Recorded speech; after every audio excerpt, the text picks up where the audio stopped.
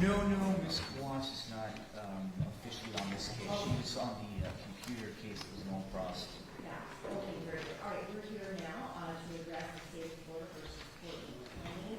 Noted the President and Assistant State Attorney John Admissibility and Attorney Frank Pretrial, as well as Ms. Clenney, who is present in court. And I'll turn it over to the defense, I guess, if we need to wait. Sure, Judge. Just to kind of update the court, we have pending a motion to dismiss. We have pending a motion for reconsideration of bond, which we filed a second amended motion recently. We have a motion for bill of particulars as to count 2 of the information. We have a motion to suppress surreptitious recordings. We have a motion to compel 404 evidence. And we have a motion to eliminate concerning the CGI that we've been working on. As of this morning, the only one that has been responded to in writing, which was last night at I think roughly 7 p.m., was a response by the state, which I've not reviewed, to the motion to dismiss. All other motions have not been responded to in writing at all, and my communication attempts with the state have fell on deaf ears until yesterday. I had not heard from them in probably about 30 days, despite repeated emails. I know Mr. Abahoff was definitely the case and then out. I do understand that, and out for the holidays. But we need some hard dates for them to respond. Again, I know it appears Mr. Abahoff may be in trial on Monday, depending on what the defendant ultimately decides. But you know, as we used to be called fungible to a certain extent, you know, there's multiple state attorneys that are on this case, and we need to get it moving. And again, you know, we've been asking for over 60 days. This is not subject to a motion, but we've been asking for over 60 days, and it's gone unresponded to. If they can just please have their VicWit update the addresses of all the civilian witnesses to make sure that, you know, in moving forward and serving them for depositions, that we're not chasing, you know, squirrels running around the country. Mm-hmm. So, again, Mr. Abahoff, last night, in his very professional response, indicated that he's aware that these things need to get responded to, and he's doing, I guess, his best efforts to make that happen. But at this point, we're asking for some hard dates for the state to reply, and especially hearing date. I think the most paramount one in the defense's mind is the motion for reconsideration of bond. So I would ask, I'm asking for dates, response dates for all of these, but I would put that one in the forefront for him to have a sufficient amount of time to respond in writing and to set a hearing on that. Okay. Is that it before I turn it over to the state? I mean, I can't read my own handwriting, yeah. But let me get these out. Yeah, I mean, that's where we're at. Okay. So one thing I want to ask before I let you just respond in whatever way you wish is, I would like to take the easier things first. To me, one of the easiest things that Mr. Craig mentioned was the addresses of witnesses. Yes, What's the status of that? So, Judge, I can tell you that the most that they've done is to try and make telephonic contact with them. They being the victim witness. My victim witness counselors. So, and I apologize because we need to do more than just that, obviously. So I made a note for myself. As soon as I go back today, that's the first thing I'm going to tell them to do is confirm everybody's address one way or the other, just so that I can get that to them hopefully by Monday. Well, and I'm going to put a deadline on that for the next Friday. So by next Friday the 12th, all listed witnesses. Now, certainly I know that discovery tends to be an evolving process. So if something new arises, then this wouldn't be applicable. But any witnesses who are already on the witness list, you must provide updated addresses to the defense by Friday the 12th of December. Yes, Judge. At 5 p.m. Okay.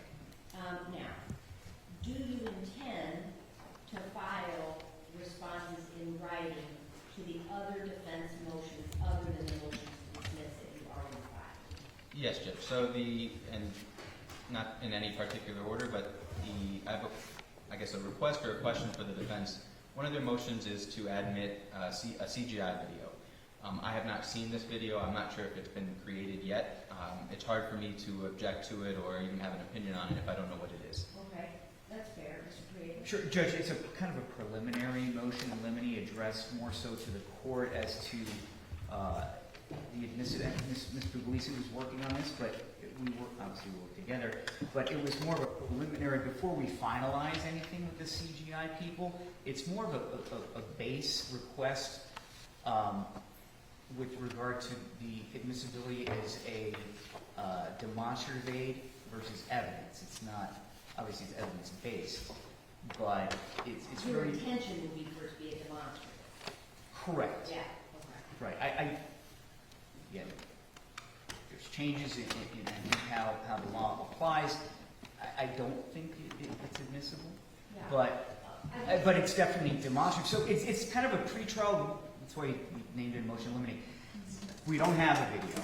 It's not complete. They've been working on it, but we just before we go ahead and finalize the video, and obviously that's the court's ruling on this pending motion limiting could change depending on obviously the expert witness testimony that would be presented. But we want to have kind of a direction before we go through the expenses of finalizing the actual video itself. So I guess what I would want to have happen is if you have a general idea or an example of something that has been created in some other civil litigation. Yeah, no, absolutely, Judge. The company, and I'm sorry to cut you off. Yeah, no, that's because I would need to say, okay, what do we even, Sure.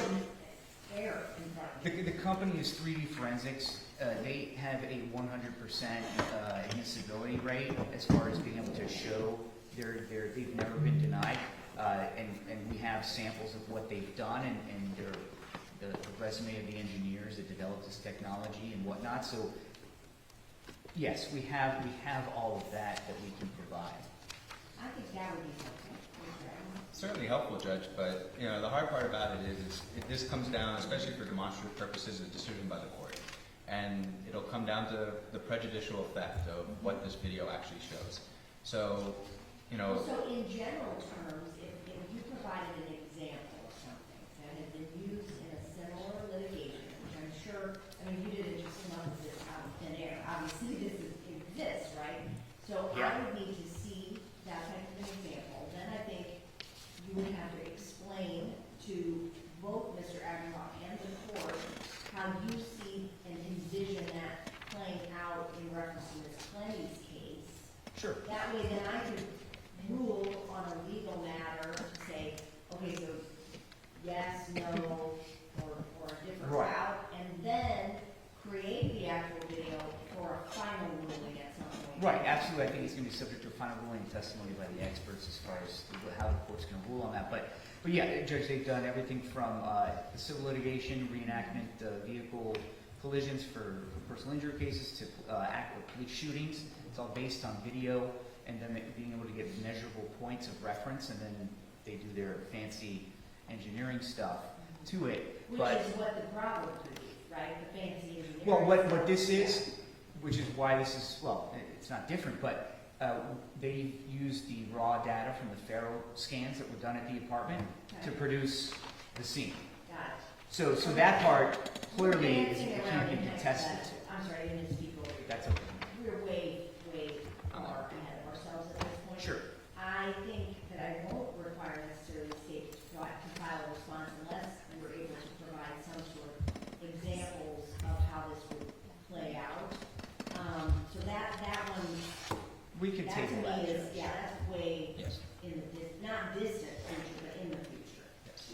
What about the motion for reconsideration of bond, which I agree with Mr. Prieto would probably be something we would do as a threshold matter? Are you gonna file a response? I am, Judge. That's the next one I'm going to work on. So this is a third request of the defense for a bond.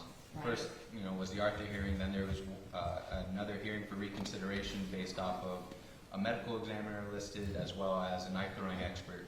Right. And now there is a secondary witness which has not been listed yet is the grounds for this one. So the only issue with my response is they have provided this person's report. I don't know if they intend to list this person or intend to actually use them, but I do need to depose them. So it's hard to say, outside of just writing off of their report, what it is that I would respond to. So. Mr. Pretrial? Yeah, Judge, I don't see why the state would need to depose this expert witness. It's an expert medical examiner from Hillsborough County that in the collateral civil case testified to matters pertinent to basically arguments that were made at the ARTHA hearing by the state. The state argued at the ARTHA hearing, quite honestly, and it wasn't Mr. Abahoff, but a timeline where in the state's mind, right, as charging this as a manslaughter, the depraved mind, charged as a second, right, the depraved mind aspect of which was the third element of what the state has to prove for answer. They claimed that Ms. Clenney allowed the alleged victim in this case to bleed out basically 13 to 14 minutes prior to calling 911. This expert, the defense's argument was no, she called 911 right away. The phone records show, right, that she called 911 at this, anyway, I'm getting into the minutiae. Is there a transcript of the testimony that this witness gave at a prior proceeding? There is, in the collateral civil matter, Okay. there absolutely is. And is that something that you could provide to the state? It would cost me an arm and a leg, but sure, I could order his deposition. I mean, I think that at some point in the future, they're gonna wanna depose this person, but if you're relying on, and I'm not saying that it has to happen before the motion for reconsideration, fine, don't get me wrong, but what I'm saying is, in order for the state to be able to respond, because that is one of the bases that you have put forth, then he needs to know what this person is gonna say. Right, I attached a very detailed expert report as an exhibit to the motion, where Dr. Webb's, Malad Webb, details his findings, the basis of his findings. He refers to all the sources that he used to find it. All those opinions are contained in that expert report. Okay, So that's been provided to the state. all right. How long do you need to file a response? So again, Judge, so it depends on this trial. If this trial goes on Monday, I anticipate the trial will be finished Thursday or Friday. We have a probation hearing that I don't think is going to go on Friday. It should flee out. So in theory, I can start working on this either Friday or the following Monday. Okay. But I need to depose him. If I am provided this deposition, I don't need to depose him. I know what he's going to testify to.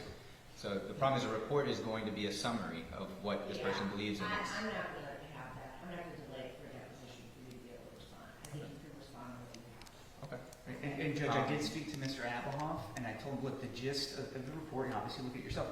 This medical examiner determines, based on his review of an expert, I believe qualifies as an expert, but he says that the injury occurred more likely than not, to his degree of medical certainty, that Ms. Clenney called 911 immediately after the injury. Okay. Let me ask you this, Mr. Creator. When you talk about the fact that you want to prioritize the motion for reconsideration of bond, which I agree, is that something that you are asking this court to do before we take a 2-week break during the holidays? In other words, does that have to happen before the 19th of December, or could it happen the week of January 5th? Judge, I have to defer to the court, and Mr. Abahoff is entitled to respond, so I'll defer to the court and the state on this. I mean, but obviously, there's a long history here of delay for a lot of reasons. I'm just talking for scheduling purposes, because, I will make myself available Okay. on the earliest date possible. Okay, Mr. Aguilar. If we can set it for the 19th, Judge. The 18th. I have literally said everything in this division for the 19th, and we're also supposed to host a little gathering for the staff after calendar. So why don't we do the 18th? Okay. I want your response done by the 16th at 5 p.m. And we will set the motion for reconsideration on 12/18. Let me just take a look and make sure that that's not going to be problematic.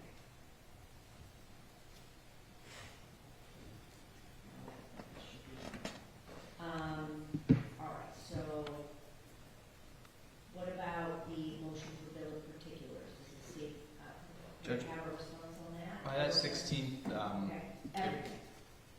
16th, that one will be either handled or responded to. Okay, there were particulars by 12/16 at 5 p.m. All right, and the motion to suppress. So Judge, this was previously litigated before the Arthur hearing, specifically only to the Arthur hearing. There was motions filed by the defense, the motion filed by the state. The defense's motion is very similar. I don't think it contains too many differences. I do intend to respond to it, but based off of the items that I think are taking precedent, I would ask that this be rolled over to the new year, and I'd be allowed to respond by maybe that first week of January. I have no problem with that, Judge. I would just alert the state that this is an amended motion to suppress. We previously withdrew the motion to suppress simply because, although it's filed under a different rule of procedure, anyway, long story short is we amended it to specify the exact files as were provided to us in discovery that we're seeking to suppress so that they have them. And I would just urge this prosecutor, because his prior colleague filed the response, made certain arguments. I would just ask this prosecutor to review those and see if he wants to adopt those in his response. I'm sure he will. So the motion to suppress response will be due by January 9th at 5 p.m. And what about the 404?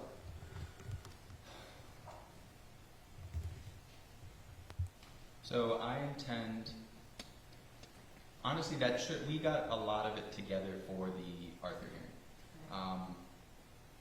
There was one incident we were made aware of that occurred in Colorado. After the fact, we became aware of it. So it's going to take me not too much time to be able to put that together. The more important thing, though, Judge, is I don't want to list these incidents without actually having witnesses that will be available or I know I'll be able to produce. So that's the amount of time I'm going to need is going to be more so collecting those witnesses. So I would request probably the middle of January for that. Any objections to that, Mr. Baton? I would just ask that the state make their best efforts because the designation of the 404 really impacts the manner in which we take their depositions. So now this is going to push those 404B witnesses, actually I think in the state's 404A, but it's going to now push us into February at the earliest. So I understand the state needs to research it. If they are relying on specific incidents, they need to gather police reports. If there are police reports, I think they're required to disclose that to us. So I know they've got some meat on the bone there, but I would just ask that they make, that's a hard deadline. January 16th, 5 p.m. And that's the witnesses, designating the witnesses plus any documentary evidence that they're required to provide under the rule. That's correct.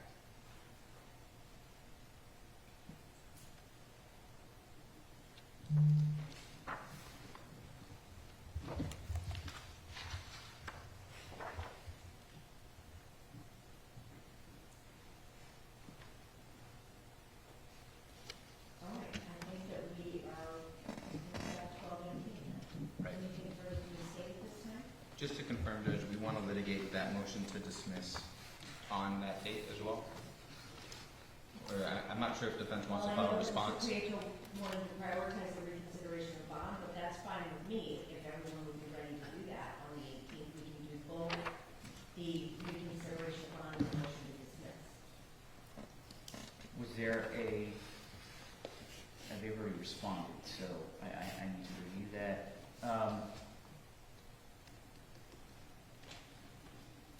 Do you think the court, There's no rush on it. we have enough time on the 18th to do that? I don't want to cram the court's calendar, because I believe we can set that off in early January as well.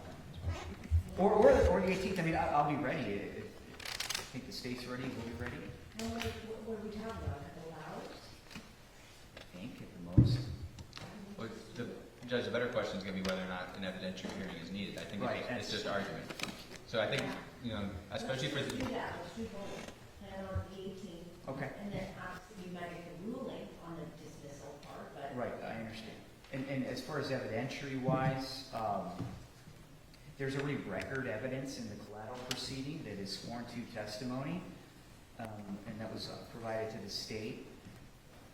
I'm gonna provide a copy to the court. Yeah, no, I'll put together a binder for the judge, but, yeah, I think that's right, and I don't, if I foresee some type of other live testimony being needed, we'll let everyone know. Okay. Anything for Mr. Adams? No, Judge. Mrs. Baker? I think that's it, Judge. Very good. I have a meeting that I need to Yep, get to. absolutely. Thank you all so much. You got it, Judge. Great Take care. weekend. You too. Good weekend. We're in recess.